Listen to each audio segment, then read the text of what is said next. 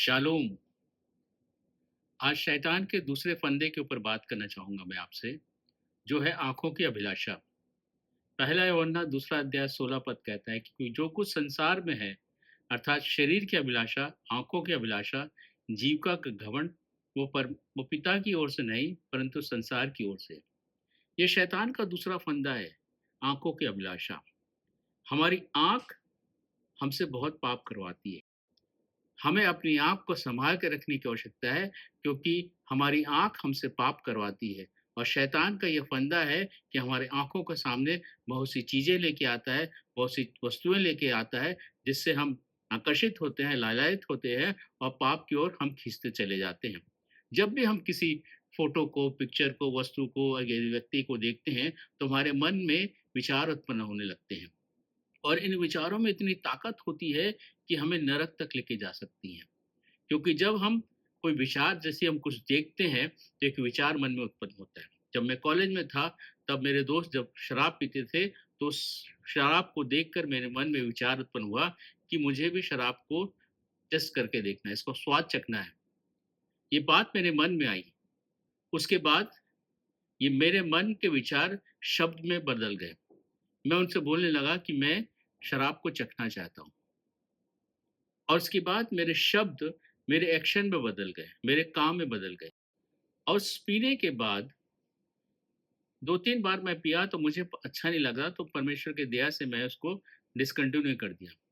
लेकिन एक स्टडी कहती है कि अगर हम किसी चीज़ को 16 या 17 बार कहते हैं, तो हमारी आदत बन जाती है। तो जो मेरा काम था, मेरी आदत में कन्वर्ट हो जाती है। मेरी आदत बन जाती है और मेरी आदत जो है, वो मेरे चरित्र को डेवलप कर देती है। कि मेरे मेरे ऊपर ठप्पा लग जाता है कि ये दारू पीने वाला आदमी है, ये पियक्कड़ है। और जब ये ठप्पा लग जाता, तो मेरे जीवन की शैली हो जाती, मेरे लाइफ़स्टाइल हो जाता कि मुझे शाम को दारू चाहिए। मुझे तो शाम को किसी भी हालत में दारू चाहिए। और ये मेरे जीवन शैली बन जाती है। और ये जीवन शैली मुझे मेरी डेस्टिनी तक लेके जाती है।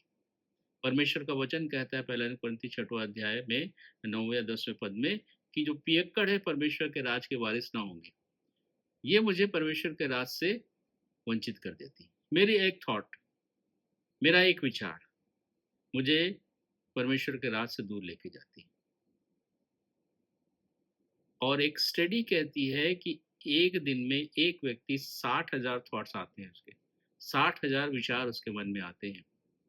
और बाइबल कहती है उत्पत्ति 6वाँ अध्याय 5वां पद, और यहोवा ने देखा कि मनुष्यों की बुराई पृथ्वी पर बढ़ गई है और उसके मन के विचार में जो कुछ उत्पन्न होता है वो निरंतर बुरा होता है, कंटिन्यूअसली बुरा होता है।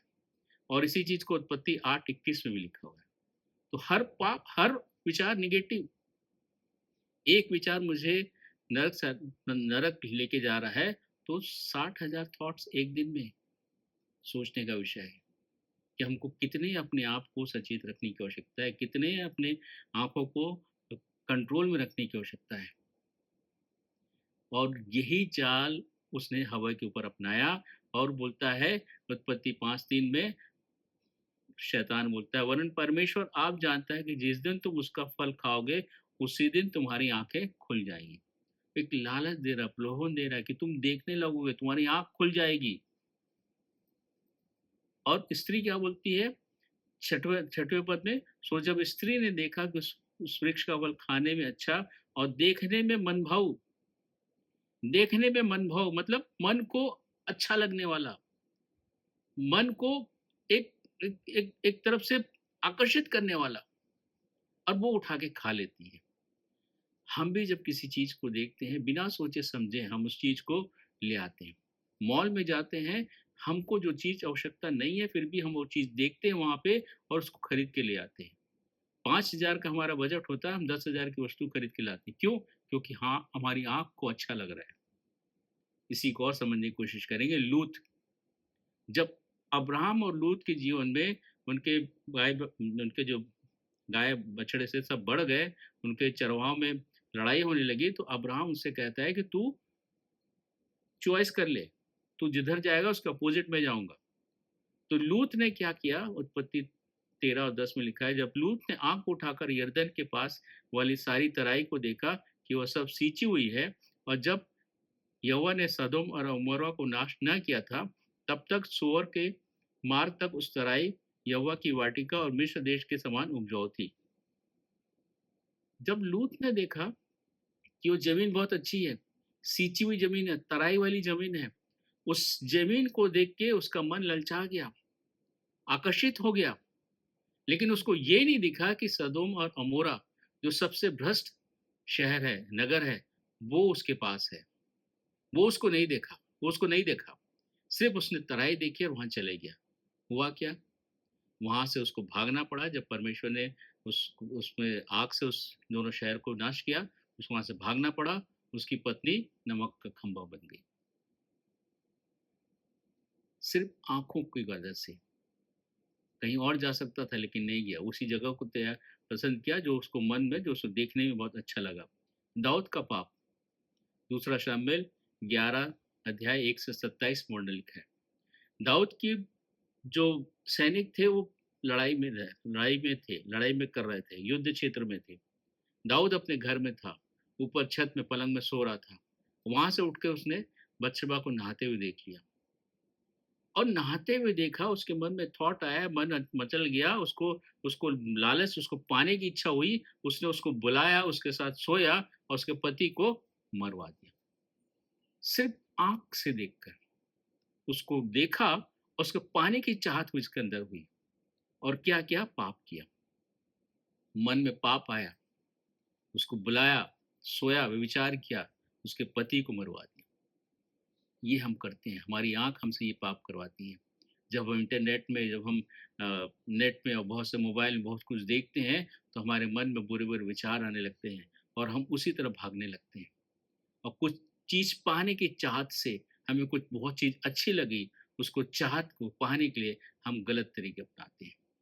इसीलिए शैतान हमें हमारे सामने आंखों की अभिलाषा लेके आता है कि हम उसमें खिंच कर, फंस कर पाप में पड़े, पाप को हम जन्म दें, पाप में फंस जाएं और हम मृत्यु को प्राप्त करें।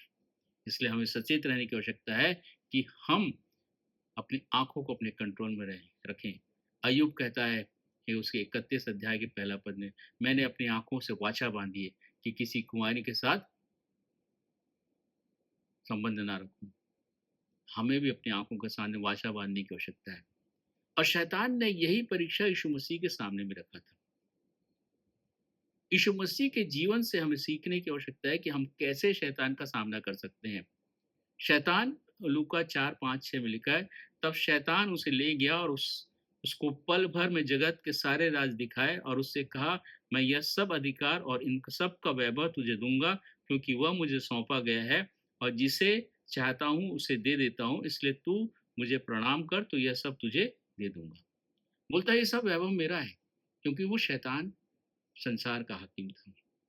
बोलता है सब तू दे दे, मुझे प्रणाम कर, मेरे सामने गिर जा। हम क्या करते हैं? हम परमेश्वर की आज्ञा को ना मान के ऐसी चीज प्राप्त करने के लिए हम शैतान के आगे झुक जाते हैं। हम सरेंडर हो जाते हैं शैतान के सामने, हम गलत काम करने लगते हैं, गलत डायरेक्शन में भाग जाते हैं और शैतान के फंदे में फंस जाते हैं। परंतु प्रभु यीशु मसीह ने क्या कहा? 7वें पद में लिखा है, यीशु मसीह ने उसको उत्तर दिया, लिखा है कि तू अपने परमेश्वर को प्रणाम कर और केवल उसी की उपासना कर। हमें परमेश्वर की आज्ञा को मानना है, हमें परमेश्वर की शिक्षाओं के पीछे बनना है, तभी हम परमेश्वर के अधीन रख कर शैतान का सामना कर सकते हैं। तो शैतान को हमारे सामने से भाग निकलेगा। इसलिए बहुत ज़रूरी है कि हम जो देखते हैं वो हम उस पर कंट्रोल करें, और जितने भी विचार, जो नेगेटिव विचार आते हैं, उसको वहीं क्रश कर दें, ताकि वो हमारे जीवन के साथ खेल ना पाए, शैतान हमारे जीवन के साथ खेल ना पाए। इसलिए हमें बहुत सतर्क रहने की आवश्यकता है, जागृत रहने की आवश्यकता है, और अपने आप को बचाने की आवश्यकता है। नहीं तो शैतान तो खड़ा है द्वार पर, उसको मौका चाहिए अंदर आने का, ताकि हमारे जीवन को नाश कर दे। पर हमें अपने आप को, अपनी आंखों को कंट्रोल में रखने की आवश्यकता है, ताकि हम अनंत जीवन को प्राप्त कर सकें, प्रभु यीशु मसीह के साथ राज कर सकें। परमेश्वर इन वचनों के द्वारा हम सबों को बतायत की आशीष दे। एक बार फिर से आपसे निवेदन करना चाहता हूं कि मेरे YouTube चैनल को आप सब्सक्राइब करें, मेरे वीडियो को लाइक करें और बहुत से शेयर करें। परमेश्वर आप सबों को बहुतायत की आशीष दे।